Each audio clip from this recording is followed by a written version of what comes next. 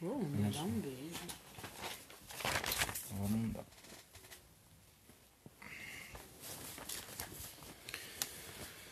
Vê se tá me arrumando aqui um pouquinho. Cadê a menina aí, né?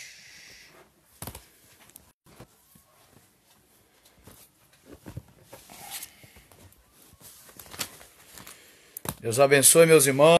Pai do Senhor Jesus. Deus abençoe, Janderson. Pensa num design top aí. Deus abençoe. Sóstenes já está aí. Daqui a pouco o Sóstenes vai estar aqui louvando a Deus, abençoando as nossas vidas. Com essa voz aí maravilhosa que ele tem. Deus abençoe. Cantor Marcos Câmara. Pai do Senhor Jesus, meu irmão. Tudo na paz. Glória a Deus. Alguém já disse que tu és uma bênção hoje. Esse Luan é uma bênção, viu? Deus abençoe, Luan. Saudade de vocês aí, meu. Deus abençoe.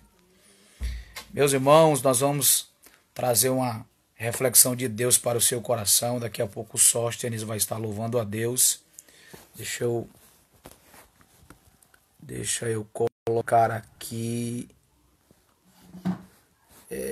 lições que aprendemos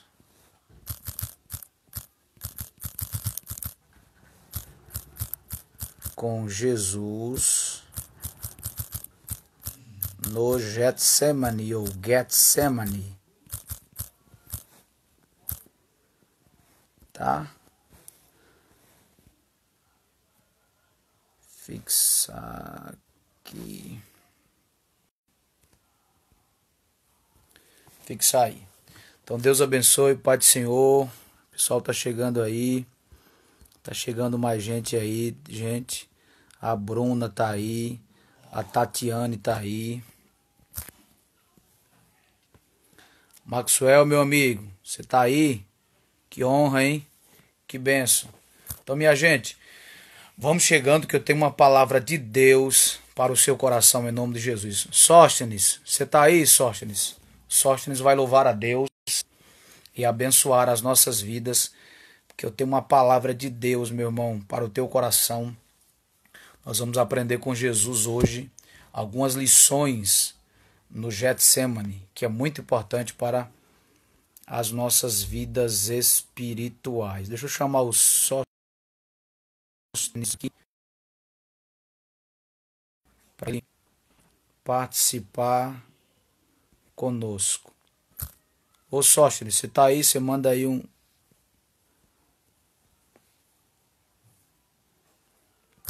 Deixa eu ver o Sóstenes aí. Ô Sóstenes, se você tiver aí, querido, você manda a solicitação aí pra mim que eu não tô vendo aqui. Para aí, tô aqui, tô aqui. Penso, meus irmãos, não sai daí não. Você que pode, meu irmão, compartilha essa live aí, tá? Compartilha aí com mais pessoas, com mais gente, e vamos juntos celebrar a Deus. Paz do Senhor, Sóstenes, tudo bem? Paz do Senhor, Elton, quanto tempo? Tudo bom? Rapaz, você tá ficando sem cabelo, né, moço?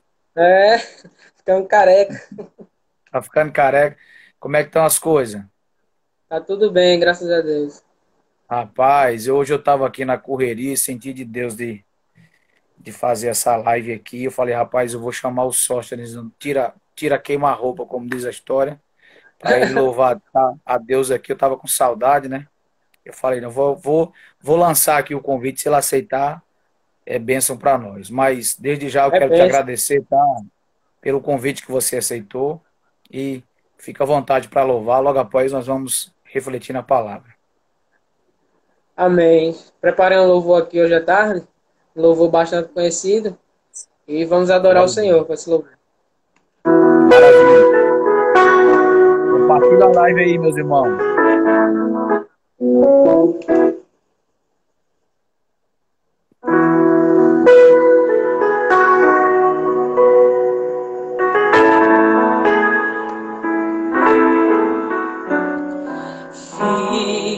Sem intimidade comigo não há como tu vencer. Se sem dobrar os seus joelhos e na madrugada me busca, Aleluia. sem examinar as escrituras, não tem como descobrir os segredos que tenho pra você. Mas sondei seu coração e vi desejo de me adorar. Foi pensando então que eu vi o desejo de me revelar e lhe mostrar alguns segredos para uma vida de vitória e de conquista. Escuta o que eu vou lhe dizer, filho. Enquanto eu for prioridade, pode vir o que vier. Conte comigo, seja lá para o que for. Cairão ao seu lado e 10.000 à sua direita, mas você não vai ser atingido, vai ter livramento. Você tem o Deus. Se lhe fechar uma porta, outras portas abrirei. De preferência onde não tem uma parede, só pra mostrar que eu sou o Deus da sua vida, sou o Deus da sua história, e ninguém irá sentar à mesa enquanto com glória eu não louvar. Deus vai honrar, aleluia. Mas não tem seu coração e que desejo de me adorar. Foi pensando então que decidi aqui me revelar e lhe mostrar alguns segredos para uma vida de vitória e de conquista. Escuta o que eu vou lhe dizer, filho. Enquanto eu for prioridade da casa, do trabalho, pode vir o que vier.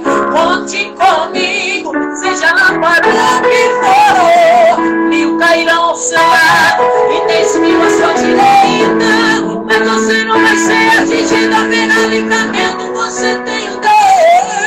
Se lhe fechar uma porta, outras portas abrirei. De preferência onde não tem uma parede, só pra mostrar que eu sou o Deus da sua vida, sou o Deus da sua história, e ninguém irá sentar à mesa enquanto o controle a vida.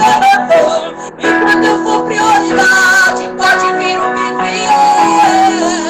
Conte comigo, seja lá para o que for. 1.000 cairão ao seu lado e 10.000 à sua direita, mas você não vai ser atingido, haverá livramento. Você tem o Deus. Se lhe fechar uma porta, outras portas abrirei. De preferência onde não tem parede, só pra mostrar que eu sou o Deus da sua vida, sou o Deus da sua história, e ninguém irá sentar à mesa enquanto com glória eu não dar.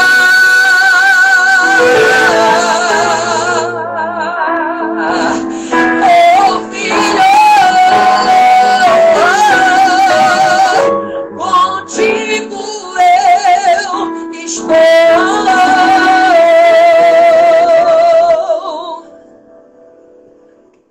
Amém. Aleluia. Ô Sóstenes, você é uma benção, viu, meu irmão? Tava com saudade. Nós somos. Deus te abençoe e te faça prosperar e te use muito mais, viu, querido? Amém. Obrigado, viu, Elton? Deus abençoe essa live, que seja um canal de bênção para todo mundo. Amém, filho. Deus abençoe. Em outras oportunidades nós vamos estar mais juntos aí, tá bom? Mas só Amém. esse louvor aí já abriu as portas, tá bom? Beleza. Deus abençoe, Sóstenes. Muito obrigado, tá? Amém. Tá. Deus abençoe.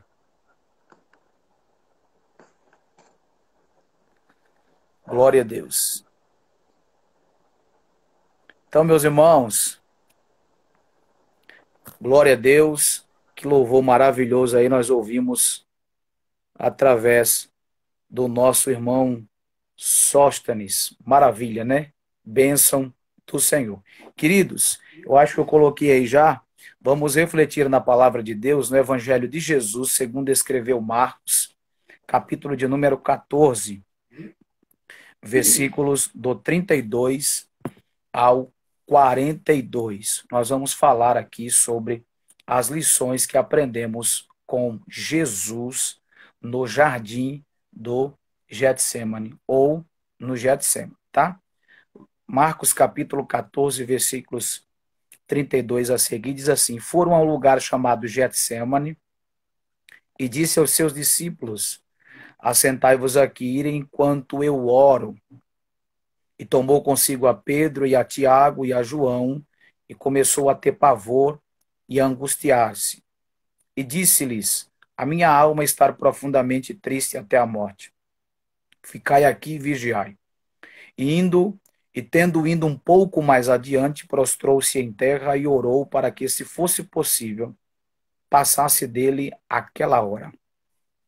E disse: Abba, Pai, todas as coisas te são possíveis. Afasta de mim este cálice. Não seja, porém, o que eu quero, mas o que tu queres.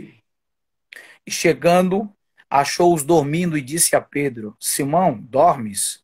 Não podes vigiar uma hora? Vigiai e orai para que não entreis em tentação. O espírito, na verdade, está pronto, mas a carne é fraca. E foi outra vez e orou, dizendo as mesmas palavras. E voltando, achou-os outra vez dormindo, porque os seus olhos estavam carregados e não sabiam o que responder-lhe. E voltou terceira vez e disse-lhes: dormi agora e descansai. Basta, é chegada a hora. Eis que o Filho do Homem vai ser entregue nas mãos dos pecadores.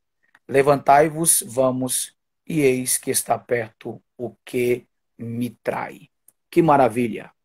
Tem mais gente chegando aí. Meu psicólogo Alexandre, meu mano Ednilson Abreu, só bênçãos do céu, em nome do Senhor Jesus. Queridos, então vamos lá, que a live é rápida, né, no Instagram, passa rápido, passa de repente. Então vamos lá, queridos.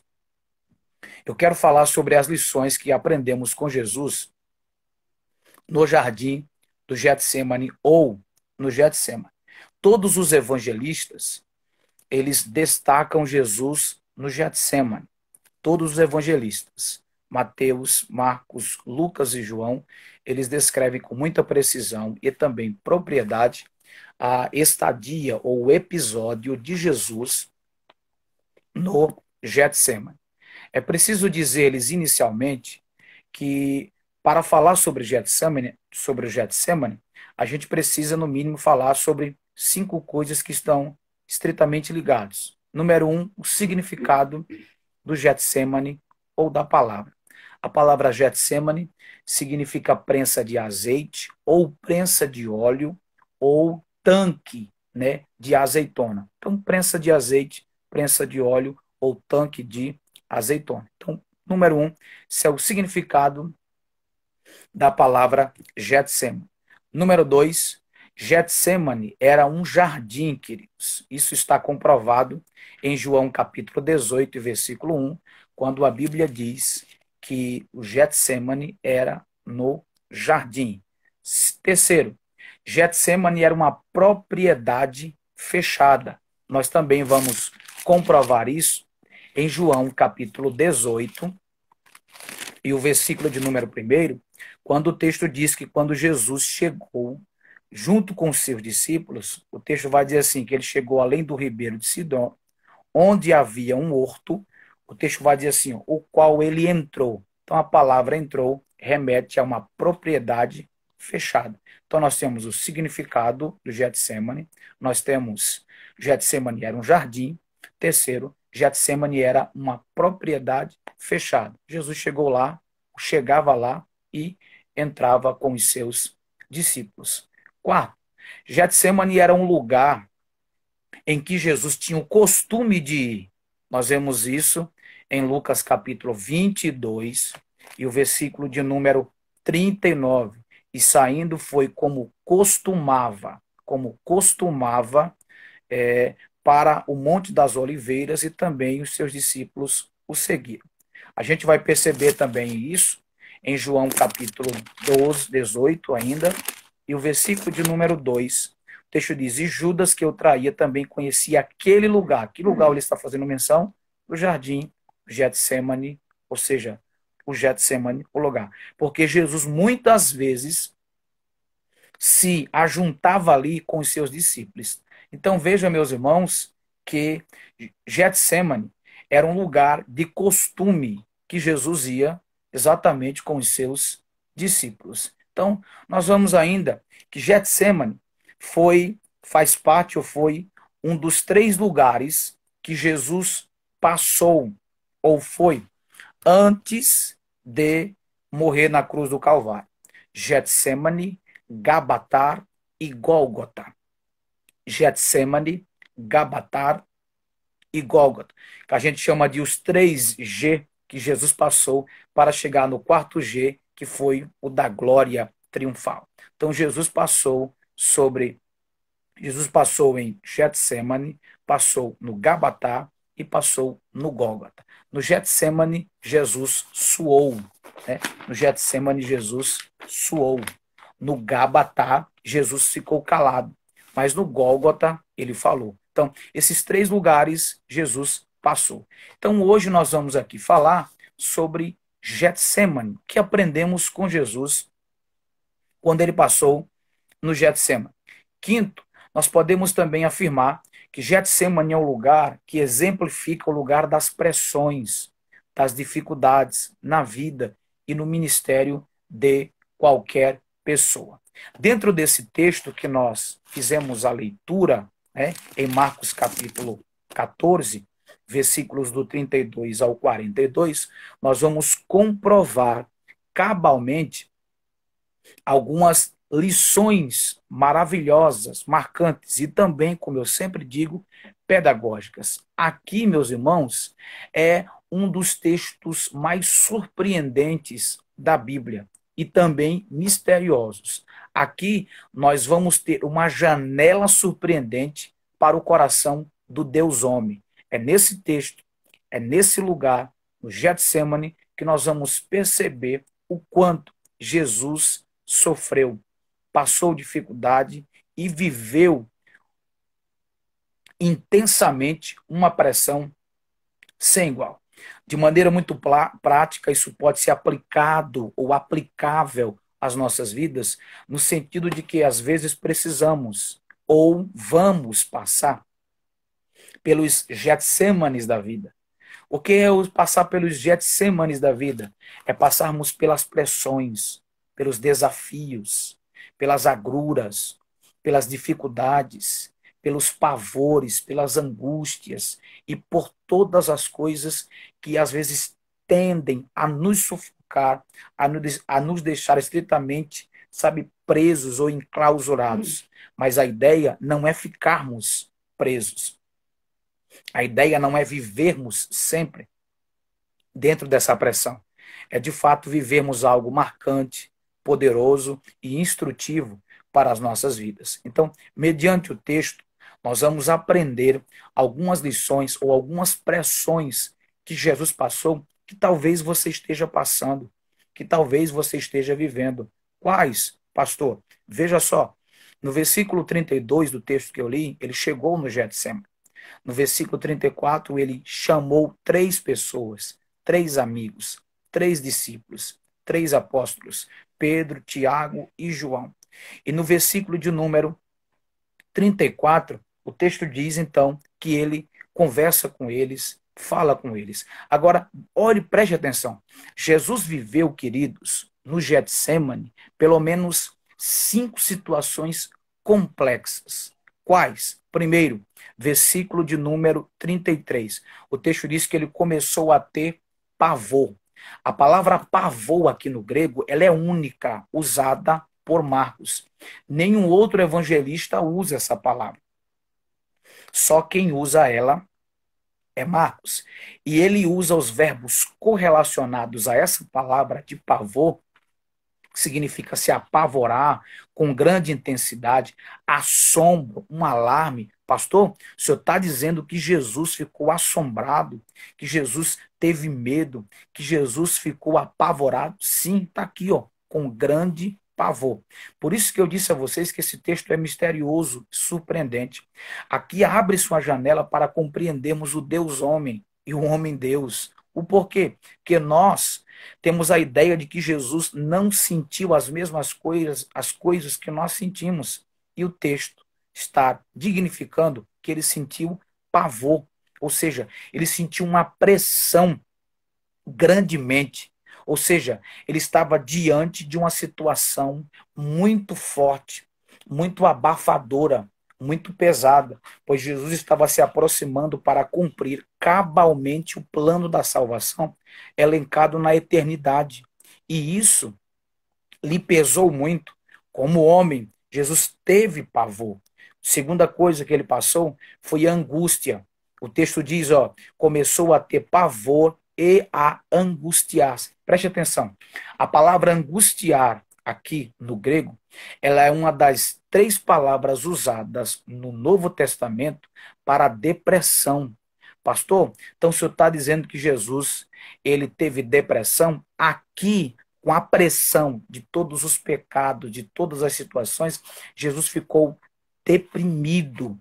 Essa é a palavra que o grego vai usar aqui para angústia. A palavra significa estar farto, estar aflito emocionalmente, estar cheio de pesos, ou seja, sentir-se um peso muito grande na sua vida. Talvez você esteja assim, ou já tenha passado por isso, se sentiu uma angústia tão grande que você sente um peso dentro de você, você sente, sabe, uma aflição interna gigantesca.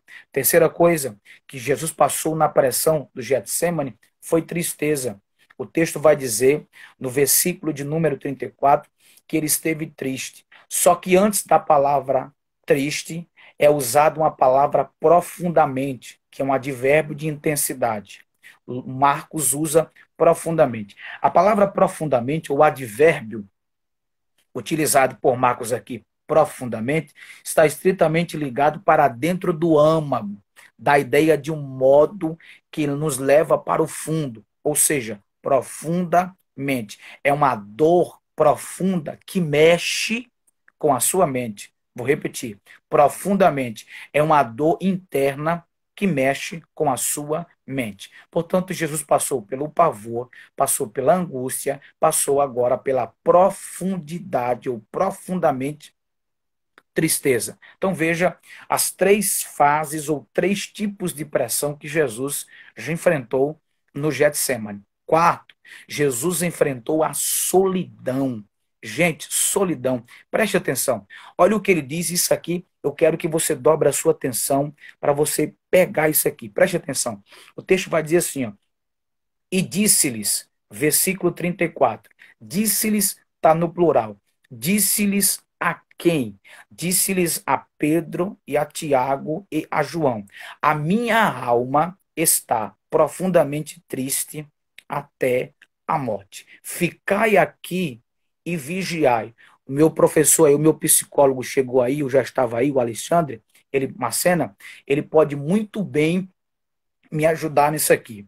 Quarto aspecto da pressão que Jesus sofreu no Getsemane foi solidão. Primeiro foi pavor, está no texto, versículo 33. Segundo foi angústia, versículo 33 também. Terceiro, agora nós temos a tristeza, versículo 34. Profundamente triste. É uma dor tão profunda que mexe com a sua mente. Isso é a literalidade do advérbio de intensidade usado por Marcos. E 4, nós temos a solidão. Pastor, por que solidão? Porque, veja, meus irmãos, Jesus não foi ao Getsemane sozinho. Ele levou Pedro, Tiago e João. E para eles, ele disse, ficai aqui comigo e vigiai. Gente, a solidão é terrível. A solidão acaba com qualquer pessoa. Existem pessoas que elas se isolam quando passam por algumas aflições. Jesus aqui não se isolou. Gente, ficar só é uma coisa. Se isolar é outra. Vou repetir. Ficar só demanda introspecção, reflexão e meditação. Se isolar significa que você está, sabe, fechado. Você está enclausurado dentro de si. Veja só, a Bíblia diz em Gênesis 32, 24, que Jacó ficou só, mas com a intenção de refletir, de introspectar, de se examinar, de meditar. E o texto diz que o Senhor desceu e mudou a sua estratégia, a sua estrutura, a sua vida, a sua jornada. Mas se isolar é gerar problemas. Então veja só, Jesus nos ensina que as pressões, elas vão às vezes nos deixar sozinho, solidão. Mas Jesus não. Jesus viveu a solidão, mas ele expressa a solidão, querendo sair dela de duas maneiras. Número um, ele falou para os seus discípulos: olha, a minha alma está profundamente triste. Irmãos, quando você passar uma pressão grande, quando você passar uma dificuldade grande, minha irmã, meu irmão, jovem, obreiro, pastor, quem estiver me ouvindo, não se isola. Procura pessoas de confiança. Jesus levou 3 discípulos, ó, e para eles Jesus falou. Meu irmão, sabe o que é isso? Desejo de compartilhar o que estava sentindo. Jesus queria conversar, queria abrir o coração, queria demonstrar, falar o que estava sentindo. E, de fato, ele fez. Só para os 3 tiveram o privilégio de ouvir ele dizer assim, ó, a minha alma está profundamente triste até a morte. Segundo destaque que nós percebemos a solidão de Jesus é que ele insiste na presença física deles. No versículo 34, ainda, Jesus fala para eles que a alma dele estará amargurada ou triste até a morte, e ele diz assim, ó, ficai aqui e vigiai. Marcos diz, ficai aqui e vigiai. Mateus 26, 38 diz assim, ó, ficai aqui comigo. Ou seja, fiquem junto de mim. Eu quero a presença de vocês. Eu não quero ficar só. Eu não quero enfrentar essa luta só. Eu não quero passar, eu quero abrir o meu coração. Então aqui, ó, Jesus contou. Então, não se isole, meu irmão. Não se isole, minha irmã. Não, não. Ficar só para refletir, para meditar, para buscar Deus. 6:10, a Bíblia diz de Daniel, ele orava 3 vezes. A Bíblia vai dizer em Mateus, capítulo 6, versículo 6, tu, pois, quando orares, entra no teu quarto, fecha a tua porta. Isto é ficar só para refletir, meditar, buscar, ter prioridade, mas se isolar é diferente. Então veja que Jesus sente a pressão da solidão e quer falar. De fato falou, olha, eu estou triste. Como é bom encontrar pessoas de confiança, que no momento de aflição a gente possa dizer para eles, olha, me ajuda, me socorre, me dá uma palavra, abrir o coração. Não é pecado você procurar um pastor, alguém de confiança, alguém da sua igreja, alguém que você confie, você diz assim, olha, o meu coração está amargo, o meu coração está dolorido, o meu coração está duro, o meu coração tá profundamente triste, eu quero me abrir, eu quero, porque quando você abre o seu coração, quando você fala, sai um peso terrível de dentro de você. Segundo, a presença física, como é bom um abraço, como é bom um elogio, gente, elogio é bom, gente.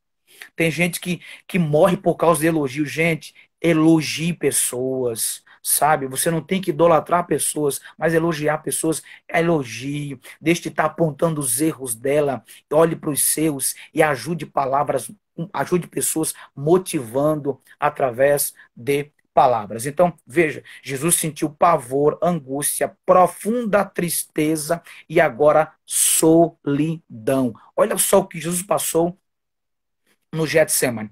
Quinto, que é o que mais doeu, Jesus foi traído no Getsemane. Então, quando você vive o Getsemane da vida, quando você passa pelas pressões, é possível e a probabilidade é de que você passe exatamente, ou seja, traído como Jesus traiu. Pastor, onde está escrito? Versículo 42 de Marcos 14. Levantai-vos, vamos, e eis que está perto o que me trai. O que me trai. Olha uma cena aqui participando. Ó. Geralmente o isolamento geralmente o isolamento aparece porque parece que tudo não tem mais sentido, tudo não tem mais sentido. A solidão, no sentido de Jesus, tinha sim um grande motivo para refletir. É verdade, meu irmão, é verdade. Muito bem citado, muito bem aplicado. Jesus tinha que viver isso, porque ele passou tudo isso, e a Bíblia diz que ele pisou o lagar numa profecia sozinho. Mas aplicando para as nossas vidas, não viva a solidão sozinho, não enfrente ela sozinho, tá? Então, a quinta coisa que Jesus passou foi traição. Ele foi traído por Judas Iscariotes. Veja quanto pressão Jesus sofreu no Getsemane e que eu e você podemos sofrer. Gente, preste atenção que isso aqui doeu no meu coração. Doeu na minha alma quando eu descobri isso. A Bíblia diz que Judas chegou e o sinal que ele deu foi o sinal do beijo. A palavra beijo utilizado por Mateus, em Mateus 26, do verso 48 ao 50, por Judas Iscariotes, é a mesma palavra usada para o beijo que a pecadora deu nos pés de Jesus em Lucas capítulo 7, versículo de número 38. A mesma palavra. Preste atenção. O mesmo significado. A ideia é dar um beijo, sabe? Demonstrando afabilidade, demonstrando carinho, demonstrando amizade, demonstrando respeito e zelo. Veja que o beijo de Judas foi um beijo traidor, mas o beijo da mulher nos pés de Jesus foi um beijo verdadeiro. Gente, perceba que numa atitude externa, pode-se ter a intenção interna totalmente controversa. Por isso que a Bíblia diz que tem gente que me honra com os lábios, mas o coração está distante de mim. Como diz um certo teólogo, Judas tinha mel na boca, mas tinha fel no coração. Cuidado para não ser um traidor, para não ser uma traidora, para não trair as pessoas de confiança que elas tanto acreditam em você. Então Jesus viveu o pavor, a angústia, a tristeza, viveu a solidão e viveu a traição. Olha que pressões Jesus viveu no Getsemane, tudo isso suportou para morrer na cruz do Calvário, para perdoar os meus pecados, os teus pecados e os nossos pecados. Exatamente se cumpriu aqui, no Getsemane, o que está escrito ou reproduzido pelo autor da Epístola aos Hebreus, o capítulo de número 5 e o versículo de número 7. Gente, como eu costumo dizer, se isso aqui não valeu um glória a Deus aí, meu irmão, eu não sei o que aqui vale mais. Olha aqui, ó, Hebreus capítulo 5, versículos 7 e 8, o qual, nos dias da sua carne, Jesus, oferecendo com grande clamor e lágrimas, orações e súplicas ao que o podia livrar da morte, foi ouvido quanto ao que temia, ainda que era filho, aprendeu a obediência por aquilo que padeceu. Então, Getsemane foi lugar que Jesus sofreu pressões, padeceu, mas foi obediente e foi direcionado até a cruz do Calvário para mudar as nossas vidas.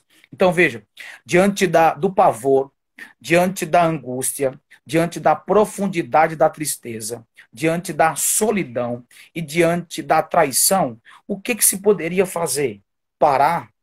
Cruzar os braços? Desistir? Não, meu irmão. Se você está vivendo pavores, se você está vivendo angústias, se você está vivendo profundamente tristezas, se você está vivendo solidão, se você foi traído ou traída, não pare, continue avançando. E é o que nós vamos aprender com Jesus aqui no Getsemane. Quais as lições que aprendemos a respeito da oração? Jesus poderia muito bem parar, não. Mas nós aprendemos, no mínimo, 5 verdades sobre a oração de Jesus aqui no Getsemane. A primeira é que o Getsemane, as pressões da vida, elas nos ensinam ainda mais a orar.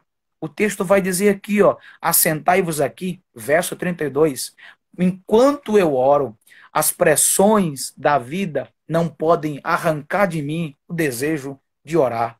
Ore, meu irmão, ore, minha irmã, converse com Deus, comunique-se com Deus, esteja ligado em Deus. A oração ainda é o elo que me segura, sabe? Que me deixa firme, que me deixa gozar dos privilégios de uma comunicação e de um gozo maravilhoso. Segundo, nós vamos aprender que mesmo diante das pressões, das adversidades, das calamidades, a oração, ela tem posições. Veja, a Bíblia vai dizer, em Lucas capítulo 22, e versículo 41, que Jesus, o texto diz que Jesus colocou-se de joelho e pôs-se a orar. Marcos capítulo de número 14 e o versículo número 34 está escrito aqui, ó, o texto diz, ou 35, que ele prostrou-se em terra. O mesmo texto do Getsemane, a Bíblia vai dizer, em Mateus capítulo 26, o versículo número 38, que Jesus prostrou-se sobre o seu rosto. Prostrou-se sobre o seu rosto. Veja, ele ajoelhou-se para orar. Segundo, ele prostrou-se em terra. Terceiro, ele prostrou-se sobre o seu rosto. Que coisa tremenda. A pressão do Getsemane não tirou a disposição de Jesus se derramar, de Jesus se lançar nos pés de Deus. Porque o texto diz que ele orou, se prostrou e prostrou sobre o seu rosto. Terceiro, nós descobrimos que o Getsemane não tirou a perseverança da oração de Jesus. Você vai ver que no versículo 32, ele saiu para orar. No versículo subsequente, vai ver que ele volta, enquanto os discípulos orando, mas ele volta para a oração. Na terceira vez, ele volta e volta para a oração. Então, veja, ele não parou de orar, porque as pressões estavam grandes. Sabe o que é isso? A constância da oração. Disse Jesus em Lucas 18, primeiro.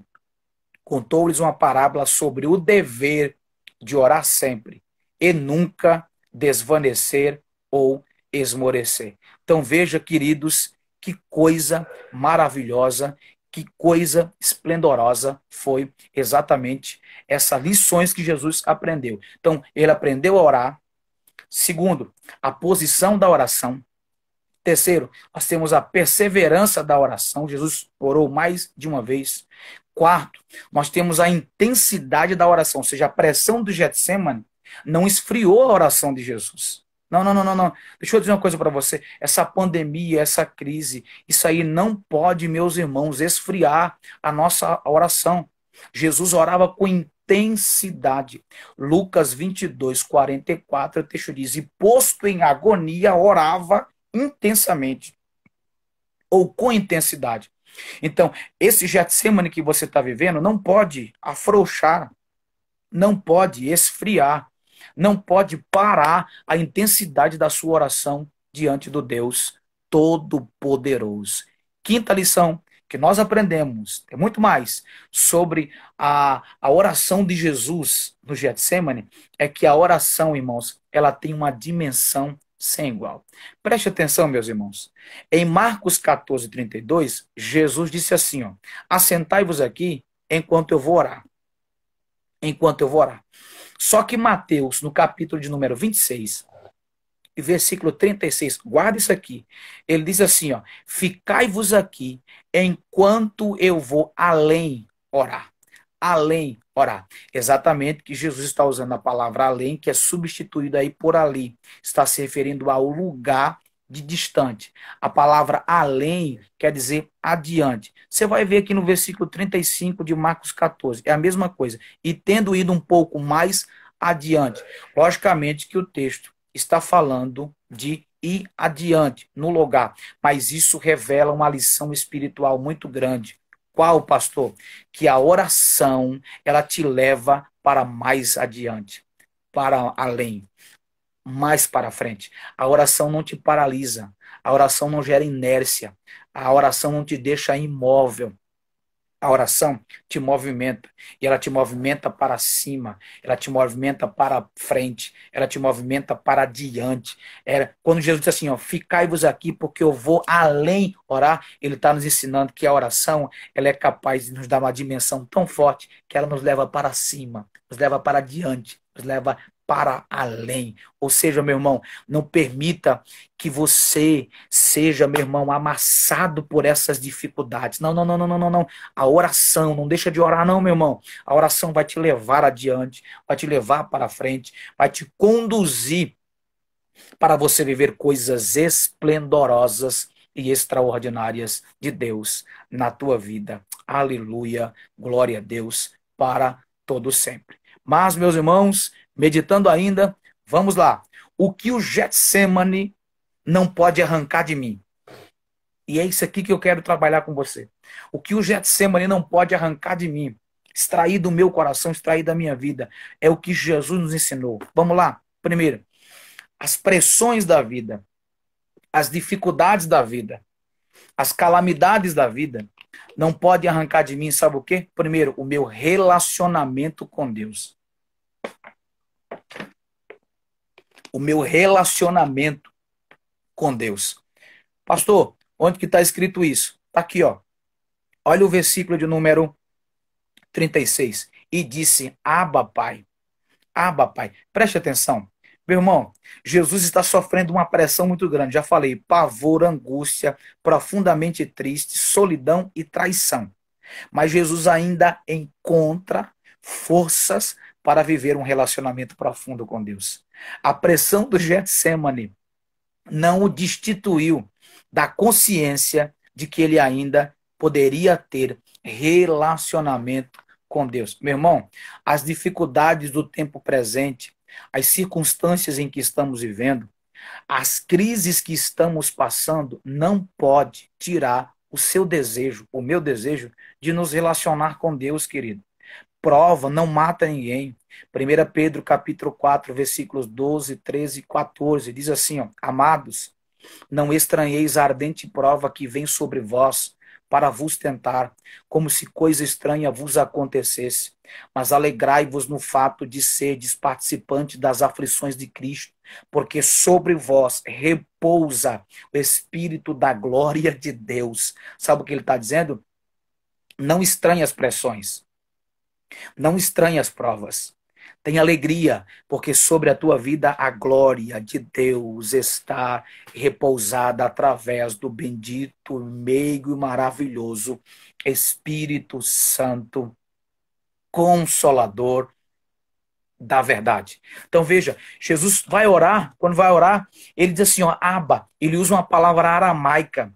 Preste atenção, meus irmãos. O evangelista Marcos, ele é o único evangelista que trabalha mais palavras aramaicas no seu evangelho. Por exemplo, 7:11 de Marcos, Corban, que é doação ou entregue a Deus, ele usa Talita Cume, Cafarnaum ou Keferneum, Gólgota, Éfata, Eloi, Eloi, Lama, Sabactane. São palavras em aramaicas utilizadas por Marcos. Aqui, o próprio Cristo usa a palavra aramaica Abba, que na transliteração para o português significa paizinho.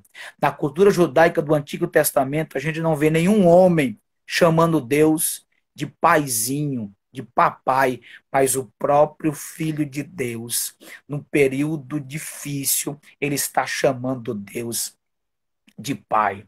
Pai, Abba, Pai. Abba, Pai. Sabe o que eu aprendo, meu irmão? Não permita que essa crise do Covid-19, da pandemia, tire o seu relacionamento com Deus. Não viva sem se relacionar com Deus. Olha que lição Jesus, ele nos ensina sobre, sabe, sobre Abba. É um termo afetuoso de íntima, sabe, que equivale ao meu pai, ao meu paizinho. Entenda, meu irmão, entenda, minha irmã, ele continua sendo o teu pai. Ele não deixou de te ver como filho.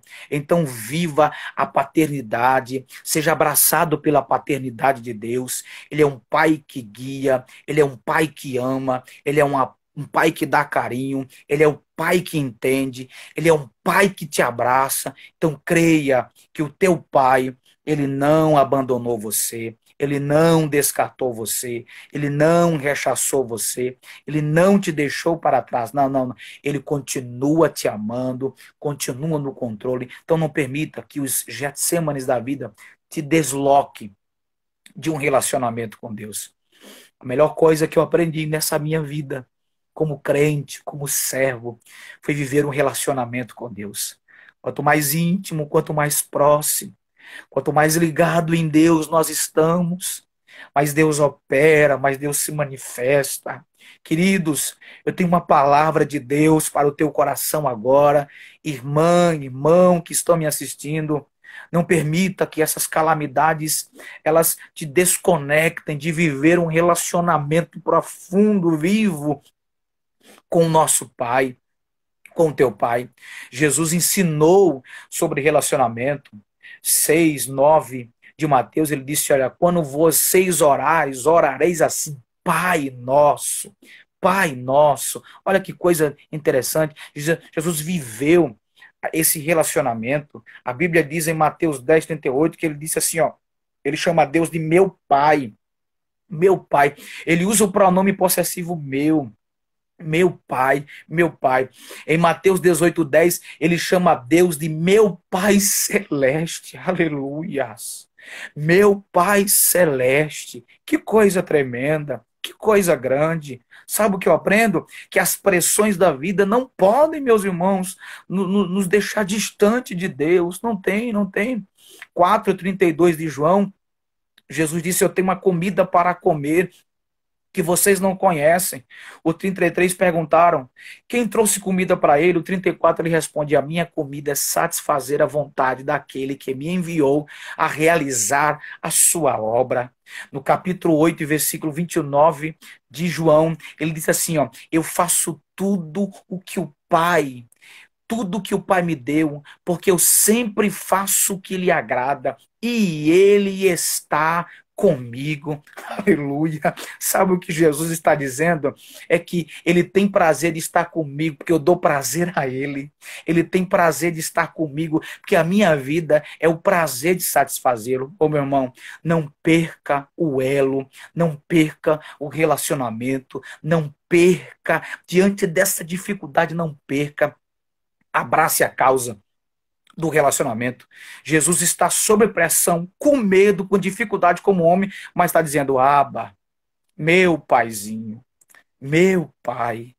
A Bíblia diz que ele estando na cruz do Calvário, pendurado pelas duas mãos, com pregos nas mãos, os pés, coroa de espinho, furado ao lado, mas ele vai dizer assim, ó, Pai, nas tuas mãos, entrego o meu espírito.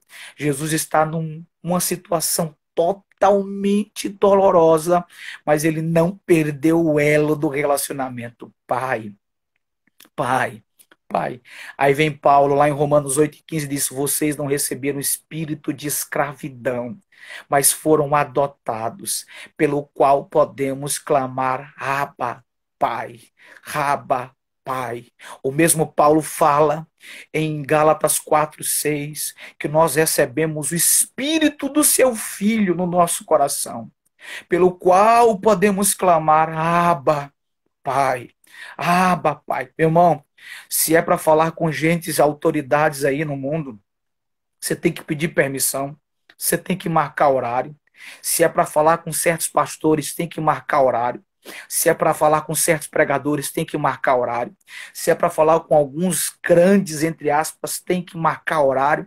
Tem que se usar todos os protocolos que são estabelecidos. Diante de Deus não precisa protocolo. É só se render e dizer, Abba, Pai. Aleluias.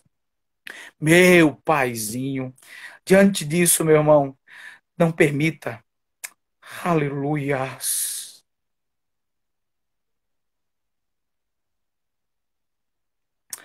Aleluias. Grande Deus, não permita, meus irmãos, que você esteja deslocado deste relacionamento. O Getsemane não pode arrancar de nós o nosso relacionamento com Deus, não pode.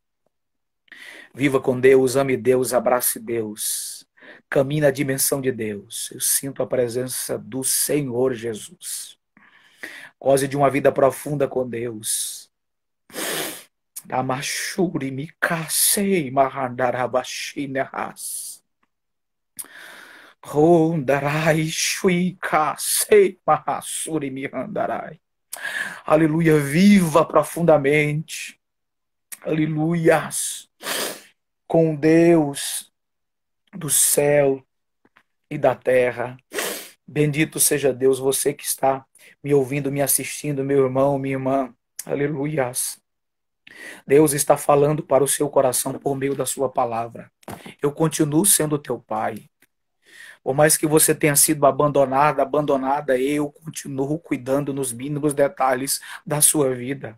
Eu vou continuar suprindo, operando, agindo, porque eu te amo. Eu faço coisas grandes na sua vida. Eu, Todo-Poderoso. Receba esta palavra em nome do Senhor Jesus. Aleluia.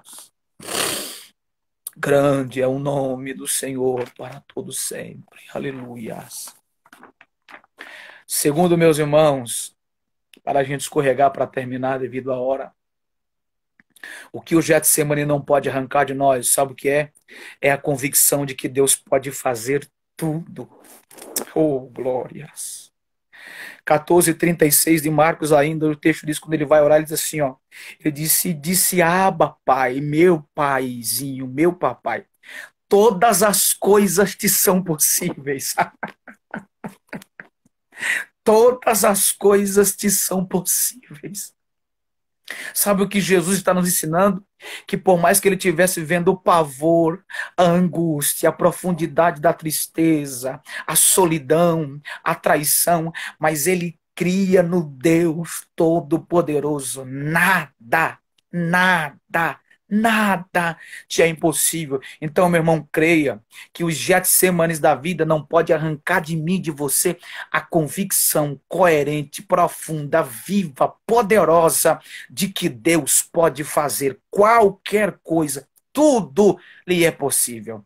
A Bíblia diz, meus irmãos, em Lucas 1:37, nada para Deus é impossível. Guarde isso, a fé, ela é o veículo que abre as portas das impossibilidades. Hebreus 11:6. Ora, sem fé é impossível agradar. Logicamente que o texto está dizendo implicitamente, se sem fé é impossível, com fé tudo é possível. Olha que lição, gente. Jesus nos ensina, o Getsemane não pode arrancar da mim e de você a convicção de que Deus é poderoso. Ele pode fazer tudo. Se você crê nesse período que você está vivendo, de amargura, de tristeza, de isolamento, de crises, ele pode operar grandes coisas, porque ele é fiel. Efésios 3:20, Paulo disse, ele é poderoso para fazer infinitamente mais do que tudo aquilo que pedimos ou pensamos, conforme o seu poder que opera em nós, acredite, ele faz, ele é poderoso, mas creia. Mateus 17:20, Jesus disse, se tiverdes fé, como? Não é do tamanho, é como. Ele usa um advérbio comparativo para proporcionalizar a sua fé. Se tiverdes fé, como um grão de mostarda, ou seja, começa pequeno, mas a proporção é gigantesca. Direis a este monte, a ousadia da fé, passa-te daqui para acolá, a efetividade da fé, e há de passar a eficácia da fé, e tudo lhe será possível. Creia, meu irmão, em nome do Senhor Jesus. Eu estou na autoridade de Deus e na unção do Espírito Santo, por meio da sua palavra, para dizer, creia que o Getsemane que você está vivendo, Deus ainda é poderoso e pode fazer coisas grandes e surpreendentes na sua vida, mediante a sua graça e a sua glória, que é formidável e poderosa. Glória a Deus. Terceira lição que a gente aprende com Jesus no jardim de Getsemane, que não pode arrancar de nós, sabe o que é, meus irmãos? É que, apesar dos sofrimentos que precisamos passar, isso não nos impede de pedirmos a Deus que Ele nos livre. Olha o que Jesus disse, meus irmãos. Abba, Pai, todas as coisas são possíveis. Verso 36. Aí ele vai dizer assim, ó, afasta de mim este cálice. Logicamente que ele está falando sobre o cálice da ira de Deus, mencionado no Salmo 75, verso 8. Jesus teria que beber o cálice da ira de Deus para que não caísse sobre nós. Mas mesmo assim, como homem, ele nos ensina, Senhor, eu tenho que passar isso, mas se eu não puder passar, passa de mim este cálice. Ou seja, sabe o que eu aprendo? Meu irmão, eu aprendo que as pressões que vivemos, isso não nos impossibilita de pedirmos socorro a Deus, de pedirmos livramento a Deus, de pedirmos graça a Deus, de pedirmos socorro a Deus. Então Jesus pede aqui, ó, afasta de mim este cálice. Meu irmão, ore pelo livramento. Ore para Jesus te livrar. Agora entenda, vai ter horas que Jesus vai dizer assim para você, como disse para Paulo, a minha graça te basta.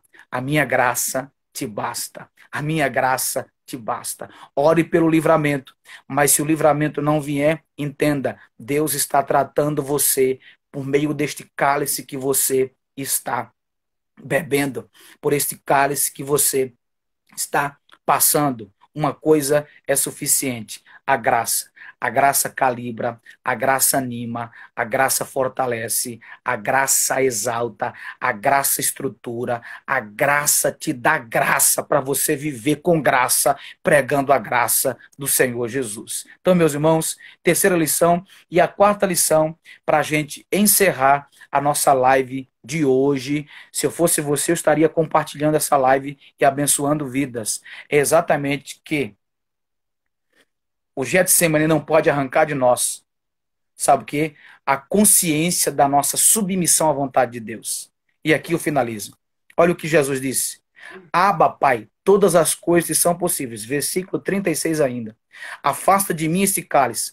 Não seja, porém, o que eu quero. O que eu quero. Aí ele diz assim, ó, mas o que tu queres. Sabe o que ele está dizendo? Eu vou tentar traduzir. Jesus, Deus, a minha vontade é não ir como homem, mas não seja o que eu quero. O que prevalece não é o que eu quero, é o que tu queres. Essa é a lição da vida cristã. Meu irmão, não é o que eu quero. Não é o que você quer. É o que Deus quer para você e o que Deus quer para mim. Já prestou atenção? Já perguntou a Deus se esse teu namoro, esse teu noivado, esse casamento foi Deus ou foi você que entrou? Já perguntou a Deus se o ministério que você está tentando desenvolver é a vontade de Deus? Já perguntou a Deus se essa situação que você está vivendo foi você que entrou ou é Deus que quer que você viva?